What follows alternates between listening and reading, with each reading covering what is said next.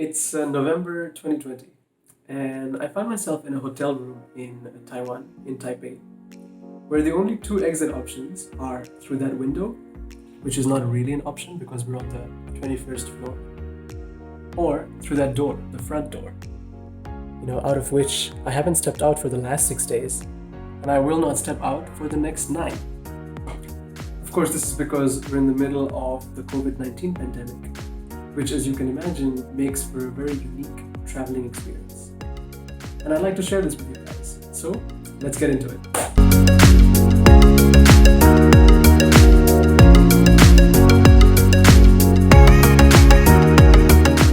So the usually bustling Schiphol airport felt eerily quiet. We all had to wear a face mask, so that's just what we did. We even took pictures with the Schiphol Christmas tree and managed to grab a quick bite before I had to leave. I then made my way to the gate, wondering, among other things, how many times in the last week friends had thought I was going to Thailand and not Taiwan. What a Dutch mountain really was, as well as why the KLM Crown Lounge was offering such a, let's say, restricted food offering. I finally made it to the gate, and before boarding I had to show the negative results of a coronavirus test that I had to take 72 hours before boarding the flight. Now let's not get into that today. I think after the test I could still feel the swab way up there in my nose next to my eye for a couple of days afterwards.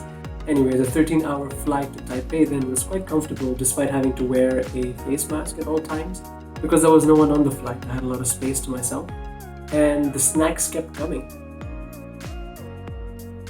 I also managed to make some good progress with the book I was reading at the time, Shantaram. And if you're interested, go check out my review on Goodreads. Or don't, it's going to tell you not to read the book anyway. After a quick nap, we landed in Taiwan, in beautiful Taipei. I was really struck by how beautiful this place really is. I mean, there's a river running through the city and it's surrounded by lush green hills. Of course, I'm not going to talk too much about that because I haven't been out of my room the last few days, and all I can tell you is what I see out of my window, and it's beautiful. The process, of course, after landing at the airport till I got into my hotel room was also pretty interesting. At the airport, we had to get a Taiwanese local SIM card, so the authorities, could check in on us throughout the 14 days of our quarantine in case we felt sick. And finally, when I collected my luggage and went to meet the driver who was going to pick me up and take me to the hotel, he spent a good 5 minutes hosing me down with disinfectant spray. Once at the hotel, a staff member dressed in full PPE equipment, it was quite scary actually, ushered me through the staff elevator, through the back elevator, all the way to the 21st floor. I think this is a floor completely cordoned off for quarantine residents. Took me into my room and then said goodbye for the next 14 days.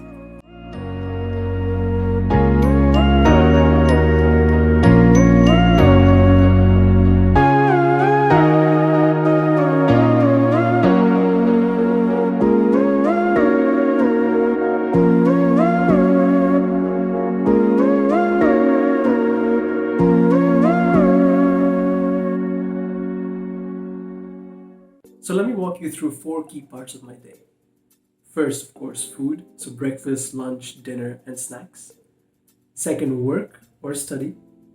Third, working out, keeping fit. And fourth, leisure time. Now I'll go through all 4 of them, and as you can imagine, life looks a little bit different when you can't leave your room for 14 days. So let's talk about food first.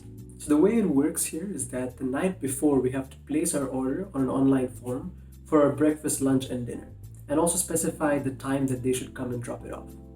At that time, someone comes and drops off the food outside our door, after which the reception calls us and lets us know that the food is outside the door. This is also the time when the reception asks us for our twice daily self-temperature measurement. After this, we go outside, briefly open the door with a face mask on, bring the food inside, and enjoy.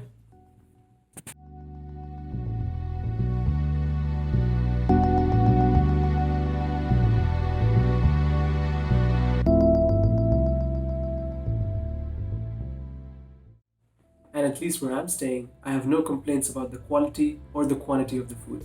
I often skip lunch actually because the breakfast is so heavy and the dinner is pretty heavy as well. So this was a particularly indulgent day where I got fried chicken for breakfast.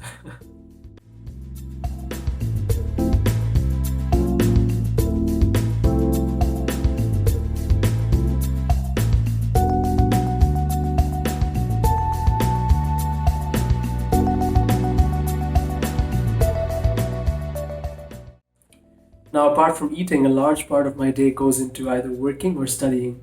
And a lot of that can be done now, of course, because all I have is time. I brought a lot of my Korean language learning textbooks with me, so 15 days to power through level 5 of Talk to Me in Korean.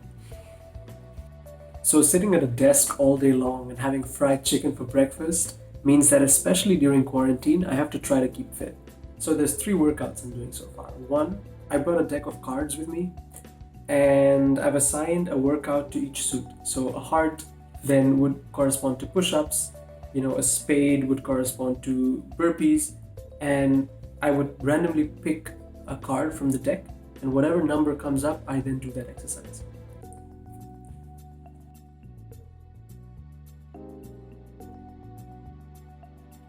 The deck of cards is quite an intense workout, so on days that I'm not feeling it, I simply go on YouTube, connect my phone to the TV here, and follow one of those fitness gurus videos online. And finally, when I don't want to do any serious workout, like today morning, I simply put a podcast on and run. Stationary running around the room, all kinds of things. It does get your heart rate up a little bit. It gets a little bit boring, but you can just throw in some jumping jacks or something. So as long as I'm sweating, it's all good. And so we come to the last part of my day, which is leisure time. So in quarantine, there's a lot of time to kill. So I highly recommend 1, getting a Netflix subscription, 2, getting a Kindle so you can read comfortably wherever, and 3, if you're like me and you like reading physical books, get them. Get a lot of them. So I hope this video gave you a little bit of perspective of what life in quarantine for 15 days in Taiwan is like. Well, for me, it's actually only been about 7, so let's see how I survive the next 8. And hopefully I'll come out of it mentally strong and physically stronger, enough to explore this beautiful country out there.